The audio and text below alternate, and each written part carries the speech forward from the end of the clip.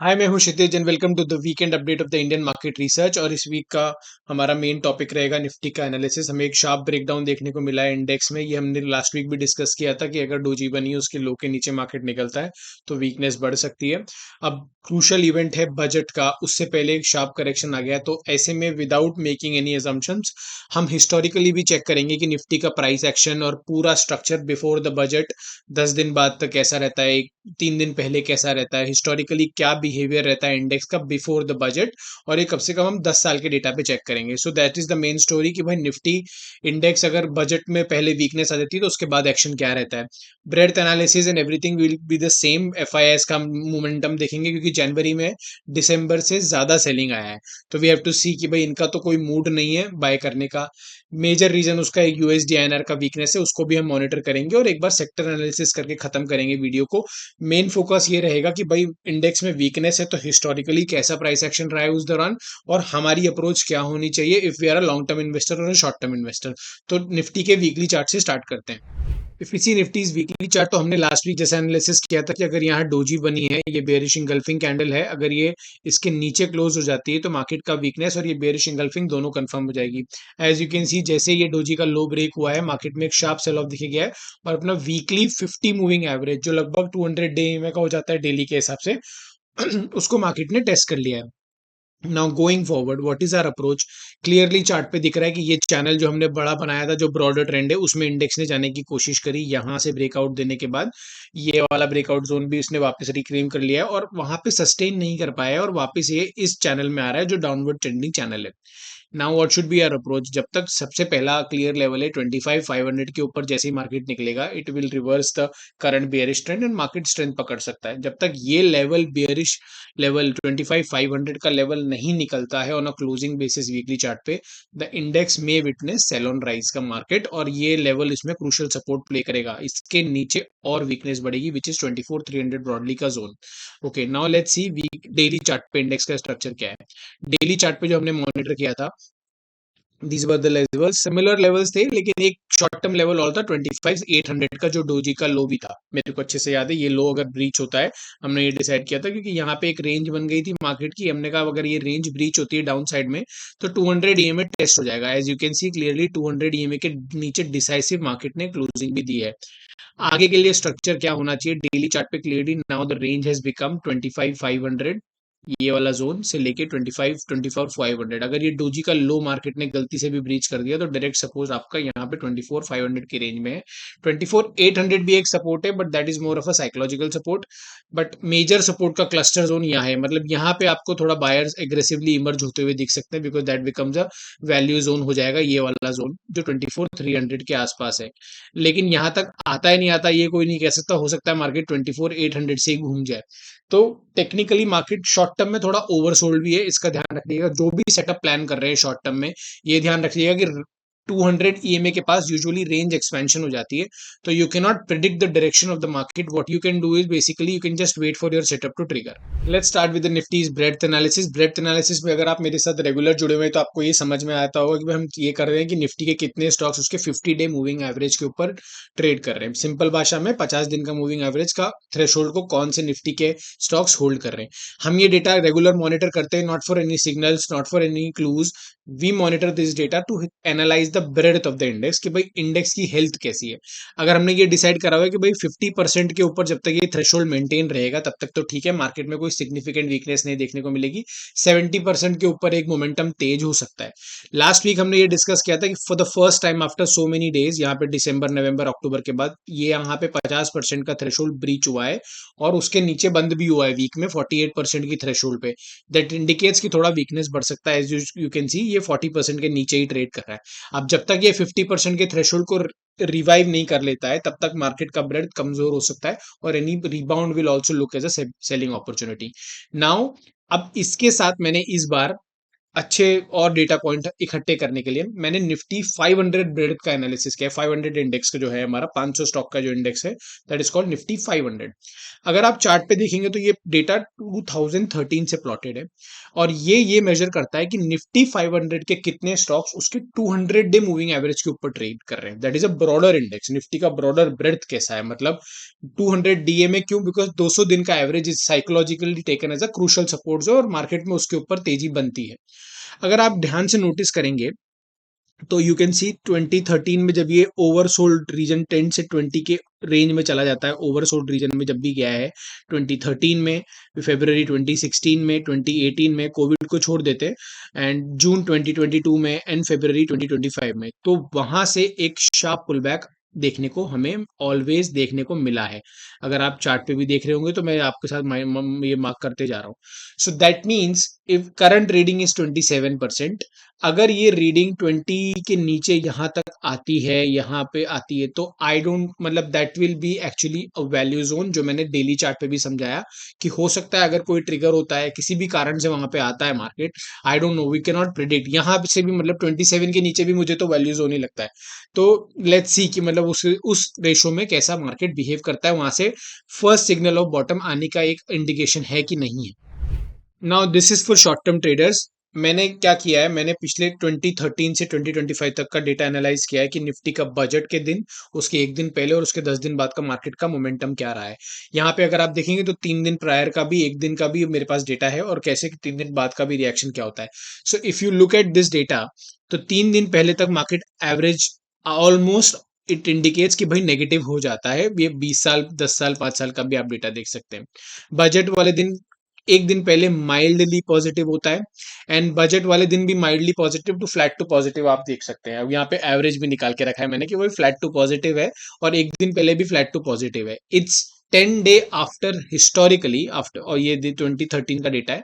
Usually average figure positive है, but it depends कि budget भी कैसा आता है, नेगेटिव भी हो सकता है। As you can see there are instances where it has gone negative as well, कि भाई यहाँ पे पसंद नहीं आया बजट, तो नेगेटिव भी हो सकता है। But the moot point here is कि बजट के 3 दिन बाद से ही मार्केट एक अच्छा ट्रेंड पकड़ता है, जो फेब्रवरी को आप सस्टेन करने के लिए देख सकते हैं। Now let's look at daily chart also. ये डेली चार्ट भी देखते हैं हम कि भाई कैसा है इसमें, कि वहां से क्या मोमेंटम देखने को मिलता है। Now on the daily chart what I wanted to highlight was, मैंने ये 2013 से वापस ये डेटा लिया कि यूजुअल जो मेरे को ऐसा देखने को मिला है कि यूजुअली 5 से 6% का एवरेज करेक्शन लॉजिकली मार्केट में बजट के पहले देखने को मिलता है। आप यहाँ पे देख सकते हैं, आप ये 2014 में देख सकते हैं, लगभग 6% है। ये एक जुलाई में इंटरिम बजट मैं काउंट नहीं कर रहा हूँ, तो इसको मैं रेड मार्क कर देता हूँ, क्योंकि ये एक इंटरिम बजट है, तो उसको मैं काउंट नहीं कर रहा हूँ। ठीक है, उसके बाद आप ये, नहीं एक्चुअली फाइनल बजट है, ये इंटरिम बजट है, तो उसको मैं काउंट नहीं करके चल रहा हूँ। जो फाइनल वो है 10 फरवरी का देखें तो यहाँ भी एक हमें 5% का करेक्शन देखने को मिल रहा है। और 2015 में, 2016 में भी हमें लगभग 13% का करेक्शन देखने को मिल रहा है बजट से पहले। ये एक ऑड वन आउट है, जहां पे हमें फरवरी 2017 का डेटा है, जिसमें यहाँ पे मार्केट में मोमेंटम बना है। ठीक है, एक ही ऐसा डेटा आया है अभी तक जिसमें हमें पॉजिटिव देखने को मिला है। नाउ लेट्स सी फरवरी 2018, एक बजट के पहले शार्प फॉल है, उसके बाद रिवाइवल है, 7% का है। एंड अगेन 2019 में भी एक छोटा 3-4% का करेक्शन है, उसके बाद राइज है। Again this is an interim budget, interim budget के बाद ये मेन बजट है, तो इसके पहले भी थोड़ा है, इसको मैं कंसिडर नहीं कर रहा हूँ। नाउ फरवरी 20, ये कोविड है, तो कोविड के पहले भी, कोविड के फॉल के पहले भी 6% का मार्केट में बजट के पहले करेक्शन आया है। फरवरी 21 में देखें तो यहाँ पे भी एक शार्प 7% का डिप है बजट से पहले, उसके बाद मार्केट ने मोमेंटम पकड़ा है। नाउ लेट्स सी 2022, फरवरी 2022 में भी 8% का एक शार्प करेक्शन है, लेकिन ये करेक्शन बाद में भी चला है, तो उसको भी देखना पड़ेगा कि रिबाउंड इतना स्ट्रांग नहीं था, but correction, the whole point is कि लगभग लगभग 4-5% से ज्यादा के करेक्शन हमें यूजुअली देखने को मिलते ही हैं बजट के पहले। इट्स बेसिकली टू, अगर आप उसको आईवी के पॉइंट ऑफ व्यू से सोचेंगे, इंप्लाइड वॉलेटिलिटी की, भाई वॉलेटिलिटी बढ़ाने के लिए भी ये चीज होती है कि भाई पथ फियर होता है ना मार्केट में कि भाई क्या होने वाला है, कैसे होने वाला है, तो उस कारण से भी वॉलेटिलिटी और हेजिंग एक्टिविटी बढ़ जाती है। तो हिस्टोरिकली हमने देखा जाए कि 6 to 7% का एक एवरेज 5 to 7% की रेंज में करेक्शन हेल्दी है, नॉर्मल है। अभी का करेक्शन 5% का हो चुका है। यहाँ से अगर ये करेक्शन डीप हो जाता है तो बात अलग है।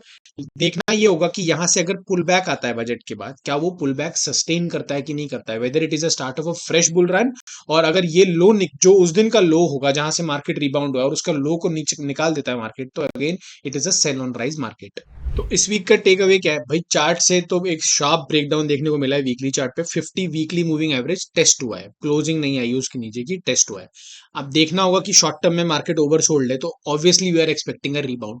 रिबाउंड में क्या मार्केट उस लेवल को सस्टेन करता है, या 50 वीकली मूविंग एवरेज का जो इस वीक लो लगाया है उसको ब्रेकडाउन देके मार्केट और निकल जाता है। सो बजट आ रहा है, केयरफुली पोजीशन रहिए। पोजीशन ना भी बनाएंगे तो भी चलेगा, let's see how budget is. Budget के तुरंत बाद पोजीशन मत बनाइए। मेरा हिस्टोरिकली जैसे हमने डेटा देखा है कि 2 से 3 दिन बाद एक डायरेक्शन सेट होता है मार्केट में, और वो हमें डेटा में दिख भी रहा है, जो कि शायद अक्टूबर तक, सॉरी फरवरी तक पूरा लास्ट कर जाए। एक दिन पहले उतनी कोई एक्टिविटी है नहीं, एक दिन उस दिन भी उतनी एक्टिविटी कुछ ज्यादा है नहीं। सो मार्केट एक बहुत इंपॉर्टेंट स्टेज में है। Let the volatility pass out. February का वॉलेटिलिटी निकल जाने दीजिए, until you are expert in calendar spreads तो बात अलग है। तो उसमें इस हरा देते हैं और देखते हैं बजट कैसा आता है, और 3 दिन बाद का जो डायरेक्शन मार्केट पकड़ेगा आप उसे अपने हिसाब से पोजीशन कर सकते हैं। वैल्यू इन्वेस्टर के लिए, ये शॉर्ट टर्म ट्रेडर्स के लिए था, वैल्यू इन्वेस्टर के लिए इन सब चीजों का कोई मतलब नहीं है। आप लॉन्ग टर्म होराइजन, अगर आपका होराइजन 3 से 4 साल से ज्यादा का है तो do not bother with this noise, just make sure that you are investing properly and utilising this falls to capture more like basically units. Now shifting to the foreign investors का equity markets में data, जो cash market है उसकी activity है, share market का activity एक जनवरी में देख लीजिए 2026 में लगभग इट इज टचिंग 40,000 करोड़ का मार्क, लगभग 38,000 तो करोड़ हो ही गया होगा। Now this sale figure is higher than the December, November और October, and it is closer, it is already breach the September figure, it is equal to the July August figure. तो market में इनकी जो positioning है वो अभी भी bearish है। FIIs are not yet ready to buy Indian equities, even if they think that the valuation has comfort there large cap में हो गया है, ये नहीं है, तो बड़े लेवल पे इनकी बाइंग दिखने को नहीं मिल रही है, और उसका मेजर कारण कुछ और है। It's not because of the valuation, it's Indian rupee का डेप्रिसिएशन भी जो मैं चार्ट पे देखूंगा तो समझाऊंगा। Now let's move on to the index futures. Index futures में इनकी पोजीशनिंग अभी भी, अब थोड़ा इन्होंने ट्रिम करना शुरू किया जैसे जैसे मार्केट नीचे आ रहा है। So this is the classic, जैसा मैं बात कर रहा था, या तो ट्रिम करने से इनका क्या होगा भाई, आप थोड़ा थोड़ा शॉर्ट्स को कवर भी कर रहे हो। तो इफ यू सी इनकी ओवरऑल एक्टिविटी तो बेरिश है, बट लेकिन लास्ट 5-7 डेज का जो एक्टिविटी है तो उतना उतना बीच बीच में उन्होंने थोड़े इंडेक्स शॉर्ट्स को कवर भी किया है, और लॉन्ग यहाँ से आ रहे। तो अब ये देखना होगा कि जो नेक्स्ट रोल ओवर है, which I will not take at face value around this budget के एरिया, बजट के बाद की 1-2 दिन बाद की जो पोजिशनिंग सेट करते हैं यहाँ पे, वो देखना जरूरी होगा कि वो पोजिशनिंग बजट के 2 से 3 दिन बाद इनकी पोजिशनिंग क्या रहती है, whether they are long equities और again they are starting the selling pressure. ये उससे भी हमारी थ्योरी से अलाइन हो जाता है कि अगर इंडेक्स में पुल बैक भी आता है तो वी शुड सी कि पुल बैक सस्टेन हो रहा है, और उस जो लो बना के पुल बैक आया वो लो निकलता है कि नहीं निकलता है। मार्केट का स्ट्रक्चर देख लिया हमने, एफआईएस का ट्रेंड देख लिया, निफ्टी के पूरे प्रॉपर पोजिशनिंग देख ली, वैल्यू बाय जोन देख लिया, सब देख लिया भाई मार्केट में क्या है। अब वो चीज थीमेटिकली इन्वेस्ट करना है भाई, सेक्टर कौन से हैं। अगर मुझे थीमेटिकली म्यूचुअल फंड में करना है, डायरेक्ट स्टॉक्स करने हैं, तो कौन से वो सेक्टर्स हैं जहां मुझे फोकस करना चाहिए। I am recording these video since अक्टूबर, और अक्टूबर से कुछ नेम कांस्टेंट है अगर आप मेरे साथ बने हुए हैं, which is PSU banks, banking index, metals वगैरह सब बना हुआ है। अब आपके सामने ही मैं रिकॉर्ड कर रहा हूँ सीएनएक्स फाइनेंस डेली का, मतलब ऐसा हर वीकली मैं वीडियो डालता हूँ और आपको पता है ये पॉकेट्स में स्ट्रेंथ है। If you can C market में इतना डीप करेक्शन 5% का है, उसके बावजूद भी पीएसयू बैंक्स, मेटल्स या डिफेंस, तो इसमें एक डिफेंसिव प्ले हो जाता है, इसलिए डिफेंस को मैं इंक्लूड नहीं कर रहा हूँ, बट लॉन्ग टर्म के लिए आप कर सकते हैं। प्राइवेट बैंक, सीनेक्स फार्मा और ये सब, ये डिफेंसिव्स आगे आ गए हैं अब। अगर मार्केट बॉटम करता है या पुल बैक करता है तो इट्स बट ऑब्वियस कि आपको कहाँ पे पैसा डालना चाहिए और किन स्टॉक्स में आपका एक्सपोजर होना चाहिए। तो थीमेटिक वैल्यू के हिसाब से भी, थीमेटिक फंड के हिसाब से भी, अगर आप कुछ शॉर्ट टर्म के लिए करना चाहते हैं तो these are the pockets you should look for buy, specifically banks. I am not sure about the metals, metals में थोड़ा वॉलेटिलिटी ज्यादा रहती है, तो इन्वेस्टर्स अगर उसको नहीं भी करेंगे तो मल्टी एसेट में वो ऑलरेडी कवर हो जाता है।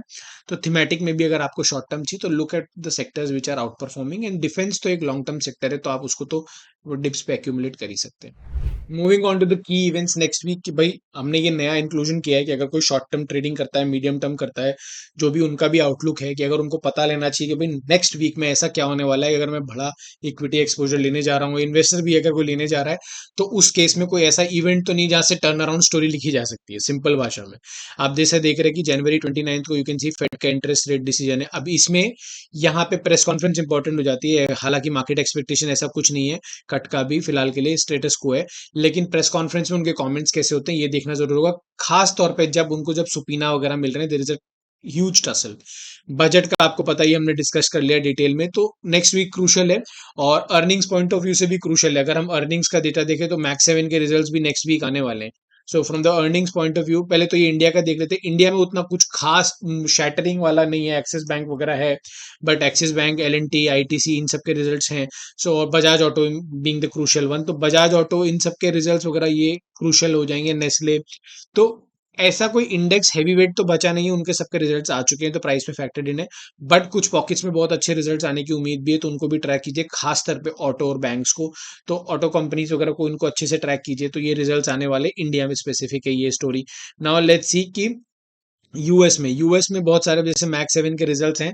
आई think these are on like Meta, Microsoft, ASML, ये सब, टेस्ला का भी है, इसी इन्हीं दिनों में है। So basically all the crucial Max 7 companies will be declaring result on Wednesday around 28th और 29th और 27th के बीच में सारे रिजल्ट्स आ जाएंगे, तो उस पॉइंट ऑफ व्यू से भी वॉलेटिलिटी बढ़ेगी। So make sure that you are positioned accordingly and you plan for it accordingly.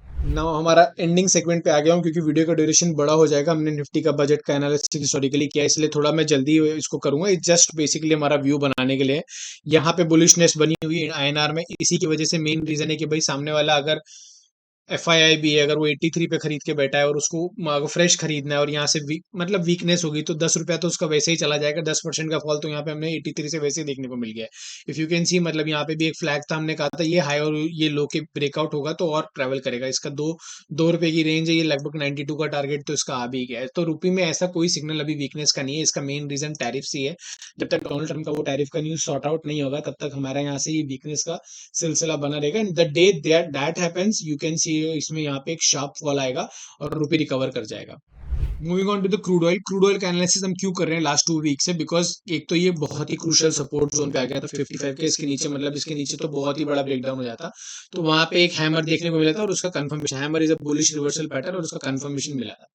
इसको हाईलाइट करना इसलिए जरूरी भी है क्योंकि जो भी ट्रम्प, वेनेजुला का ऑयल पे उतना इम्पैक्ट नहीं हुआ, बिकॉज ठीक है, but moment you put Iran into picture, which is a very large producer among that region, तो ये अगर कुछ भी अपने प्रॉक्सीज के थ्रू या किसी के भी थ्रू यहाँ पे एक कॉन्फ्लिक्ट बढ़ता है, तो यू कैन इजीली से क्रूड विल टेस्ट अराउंड 75 और ये एवरेजेस टेस्ट हो जाएंगे। सो बेसिकली मेरा आउटलुक क्रूड ऑयल पे शॉर्ट टर्म के लिए बुलिश है, लेकिन मैंने जैसा पहले भी डिस्कस किया कि लॉन्ग टर्म आउटलुक इसका बुलिश नहीं है, because as a president Donald Trump will make sure that whatever the volatility in the short term is coming will be subsided a day, एकदम ऐसे करेक्शन आएंगे sharp इस तरह के कि भाई वो ऐसे कुछ या तो सीज फायर हो जाएगा या कुछ हो जाएगा। तो पोजिशनिंग कर रहे हैं क्रूड ऑयल में तो इस तरह से करिएगा कि भाई शॉर्ट टर्म के लिए ही खेलिएगा, लॉन्ग टर्म के लिए और अलर्ट रहिएगा। एज सच गोल्ड में कुछ एनालिसिस करने का है नहीं, बट मैं इसलिए कर रहा हूँ क्योंकि हम ये रेगुलर करते हैं और अगर लोग इन्वेस्टेड है तो उनको क्या करना चाहिए। मेरा ये आउटलुक रहा है कि इसमें फ्रेश लमसम इन्वेस्टमेंट नहीं करने चाहिए।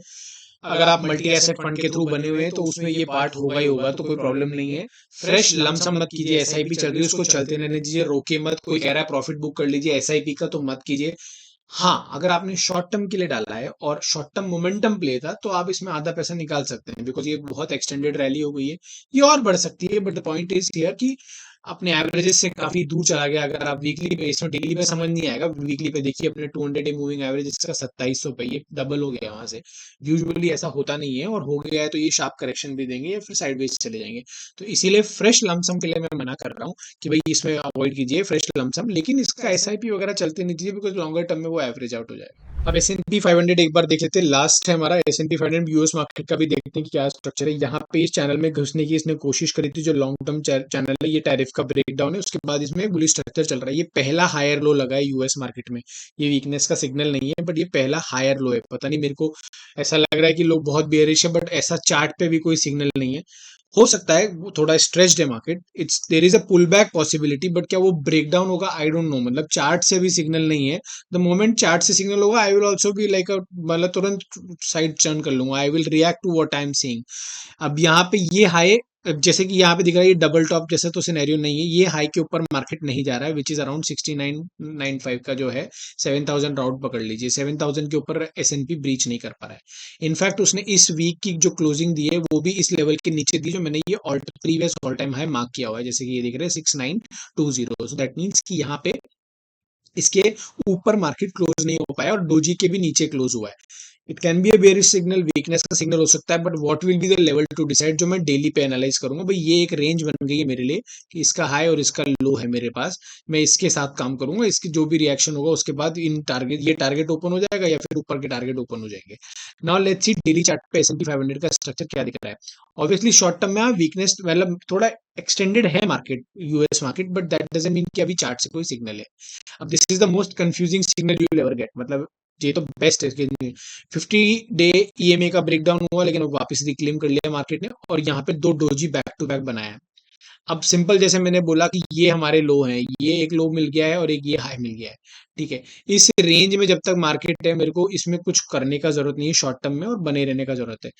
ये रेंज ब्रेक होती है तो आप हेजिंग प्लान कर सकते हैं, या आप उन स्टॉक्स को देख सकते हैं जिनके मोमेंटम है, तो फिर वी कैन से कि भाई 6500 का ये जोन टेस्ट हो जाएगा। अब this can only happen in a volatility situation which Trump is famous for, तो उसका भी ध्यान रखिएगा कि यहाँ पे कोई प्रिडिक्शन करने की पॉसिबिलिटी भी नहीं है।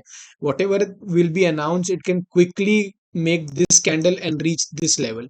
So it's that kind of a market right now, but longer term मेरे को ऐसा लगता नहीं है कि ट्रम्प एडमिनिस्ट्रेशन में मार्केट में बेरिश मार्केट आपको देखने को मिलेगा। So utilize the opportunity to strategically allocate to the US equities.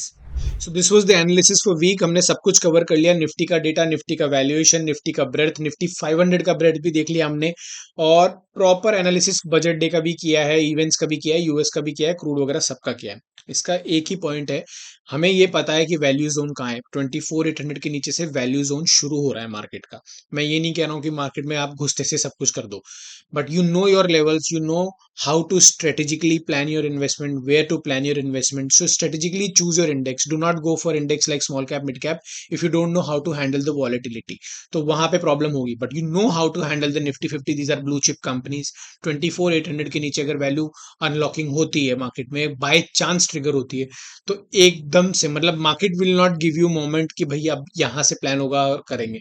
So stay invested for the longer term. If your investment horizon is more than 5 years, do not even worry about it. Do not think, do not open your terminals or look at your P&L statements. It will not make any impact. But strategically invest into the markets and be with the markets. अगर ये video पसंद आया है तो इसको like करो, channel को subscribe करो। इतना वैल्यूएबल इन्फॉर्मेशन मैं आपके लिए लेके आ रहा हूँ, रिसर्च कर रहा हूँ, सब कर रहा हूँ। स्प्रेड द वर्ड, फैमिली में शेयर करो, जिन लोगों को इंटरेस्ट है शेयर मार्केट में उनको ये 100% यूजफुल लगेगा। एंड स्टे इन्वेस्टेड, और मेरे वीडियो को जरूर देखते रहो, लाइक करते रहो। Thanks for watching.